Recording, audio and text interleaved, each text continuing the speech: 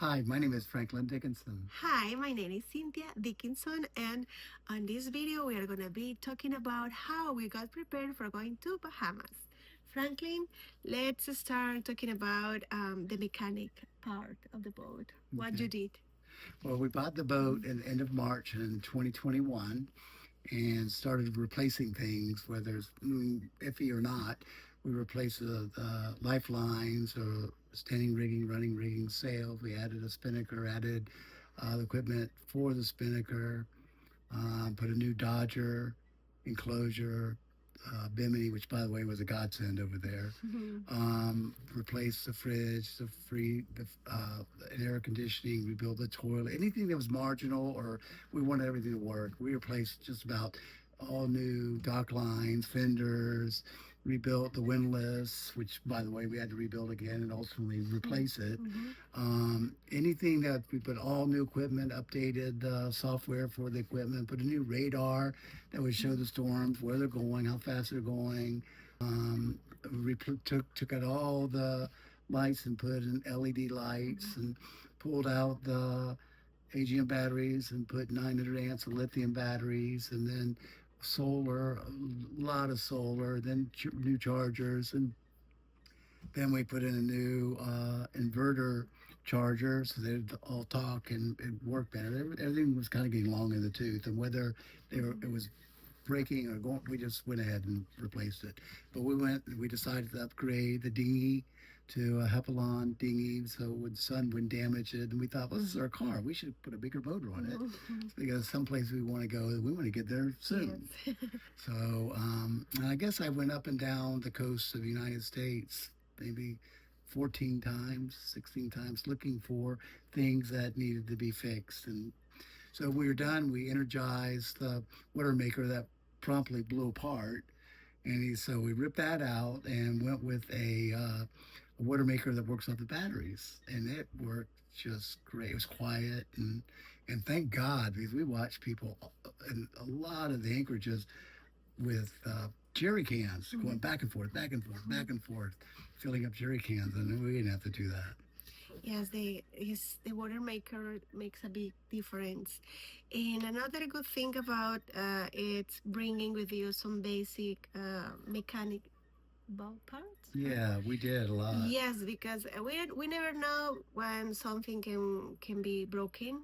With boats, it's everything. Every day you can see something new to fix, and bring in some parts. I think the basic ones is a good idea, because in Bahamas buying them it's not easy. If you are gonna buy them from the United States, it's gonna take Oh, time. It's gonna be crazy expensive. For example, our fenders, how many they got? we broke two. Uh, That was our first experience with surge at Emerald Bay Marina, where the waves had come, but the whole water column moved by mhm. 6 feet, and we had 10-inch fenders. It busted two of them. Yes, and we went to a store trying to look for different options to buy it, but it was crazy expensive, and it was the size was A lot small, smaller than what we needed. and that's why we say that if you have the chance to bring some extra stuff like this, Filters, uh, oil, yes, coolant, mm-hmm. belts, Mm-hmm. impellers, pumps for water, whatever else you might Yeah. need. We brought 24 pre-filters for the water maker, but the water maker was the water was so clear and so clean that Mm-hmm. we hardly used any of Yeah. those. But we loaded up. We brought so much stuff. Our second important advice it's about the immigration and all the documents you need, like the boat permission. Is it's important to do a research on the website of the Bahamas to know about what stuff you need to bring with you and know about the laws they have. Mhm. For example, how much you pay, for how long they give us the permission with the boat. How was it? I'm older, so I'm not real internet savvy, and I didn't think their click to pay or whatever it was called was intuitive, but they were very kind and patient, Mm-hmm. and they needed my passport documentation. Our boat's documented. That made it easier. I think they needed some other things. It was a lot of stuff.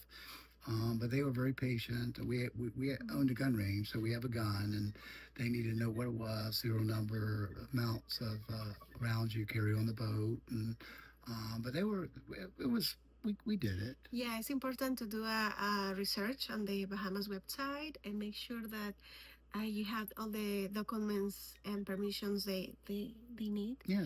Because sometimes they change the rules. We went time ago, but now we know that they have changed some rules. And for me, for example, I am from Ecuador and I needed my passport in yellow fever vaccine. Who knew?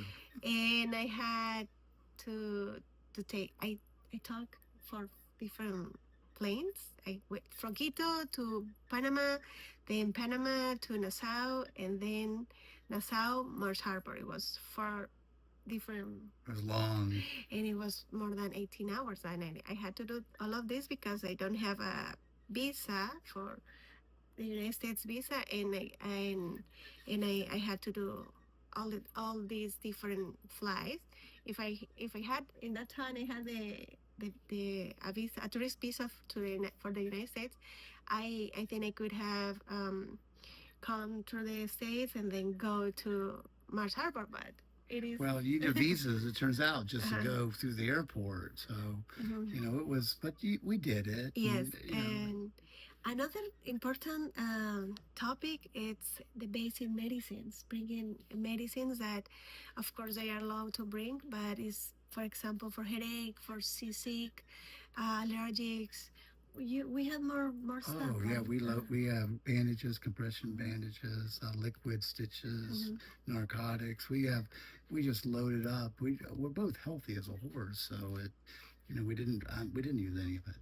Yeah, but we never know when something could happen, so it's better to prevent these kind of situations.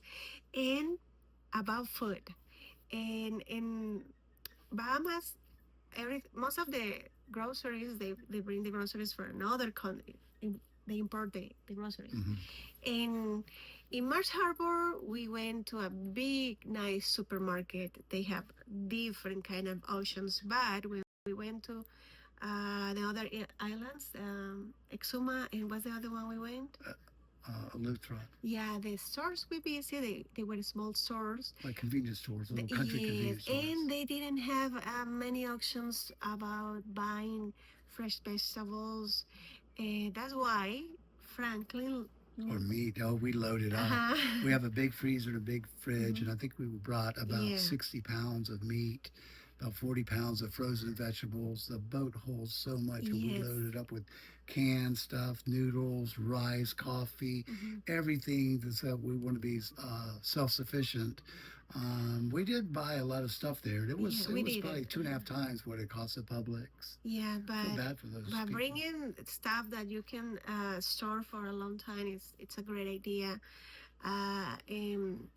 To have enough of the things you like. Another thing that we did it is bring in cash.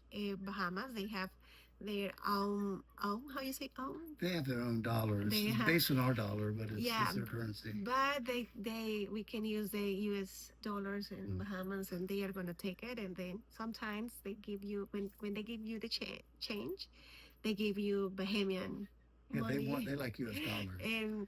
And so it's important to bring some cash because in the small towns you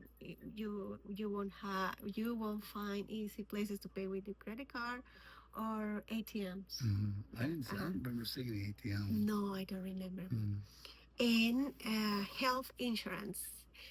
Health insurance is according with every person. I think that's a personal decision, but in our case, we did our research about health insurance. We looked at international insurance, and my insurance wouldn't help me there. Cynthia's insurance wouldn't help there, and we ultimately it just kind of depends on your appetite for risk, how healthy you are, and so for 6 months we risked it, and we didn't have any insurance. And one time you cracked a tooth, and showed that, I mean, we never did find a dentist to help us. No, but we tried. That happened when we were Hatchet Bay and Hatchet Eleuthera. Bay. We tried to find a dentist in the island. It was not easy. We found one on Google Maps. You send a text message, try to call, Emails. Mm. but we never had an answer back. So I had to wait until I went to Ecuador, and I fixed that in Yeah. Ecuador. Yeah, and clothes. Bring your comfortable clothes, and it depends on the season you go, right? Yeah. It was cold when we were there, When or we chilly Yeah, and we needed and wet. to buy you some That sandals. was hard. It was hard, so I always have two pairs of shoes just in case, because you never know when one is gonna broke That breaks. breaks, and so you have another one. And finding your the stuff like clothes is it's sometimes it's not easy. No. And depending on the places you stay, because we were in small towns and not many stores around, so bringing enough clothes, it's really important, like sunscreen, like sunglasses, hats, all the things you need for being comfortable there. In our case, we've got a tub Mhm. for children, not for adults. And we use that to wash our clothes, and we Uh-huh. just stomp it into submission Oh yes. and hang it out like the clampets. Yeah, that was helpful. Because most of the time we were anchoring in the middle of the ocean. We didn't have marina clothes to go and do our laundry. Mm. And finally, Starlink. Oh yeah. I had never heard of Starlink, and we had Verizon, and we switched to T-Mobile because T-Mobile works in the Bahamas, and it's 25 cents a minute. Occasionally they get you for international calls, but it works. But I started thinking that we'll be going to islands where there won't be a cell signal, and Cynthia's a proper Latin woman, and they talk. She talks to her son multiple times a day, to her mother, and so I started researching and found Starlink, and that just works. It doesn't matter where you Oh are, my it just God, works. we were in the middle of the ocean watching our movies, and when we did some crossings, we always had internet service. So Starlink for us was something important, and we did it. Yeah, And I think 90 percent it was good, right? yeah, it worked everywhere we went. It worked good. Fast. Yes, so this is all we can say about our experience. We are talking about what we did, and we wanted to share this experience with you. Well, don't be afraid of the Gulf Stream. You read things that scare you to death. There's so much weather apps out there and information. If you want to motor across on a glassy sea plane, you can do that. If you want to cross with some wind so you can sail, you could do that. The cuts and inlets, if you read a lot of the reviews, will scare the living dang out of you. But you plan. You know, the one of the cuts, if you miss it, it could the water be going up to 8 knots, but you just plan for everything. And we went through Well Cut, which is notoriously dangerous. A boat sank while we were there going through that cut, but just common sense and planning, and it's anybody could do it. And try not to stay for a month if you can do it. It's just so beautiful. We started in the Abacos and crossed, which was brutal, to Eleuthera, and then crossed over to the Exumas and wanted to keep going south, but that was the worst winter they said it had in decades, and we just saw 50-mile-an-hour winds and 40s and 30s, and the Bahamas are set up for trade winds from the southeast, and these fronts come through, and it completely circles. You know, it clocks constantly, and you need a place to get out of the weather. So we miss some places. Sadly. But one of the things I did best finally was listening to Cynthia, because I went on several of the crossings. I would stick to what the app said, and we just had brutal crossings. 8-foot waves, 25-knot winds, and but the day before, like 10 or 12 boats would leave. And like, oh no, we're not doing that. And now, we go with them. Yes, well, that was a learning.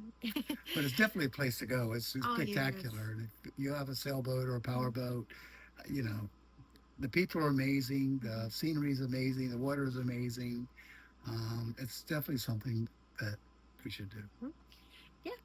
Thank you for watching our video. And something else you would like to say? No, Bye. bye bye.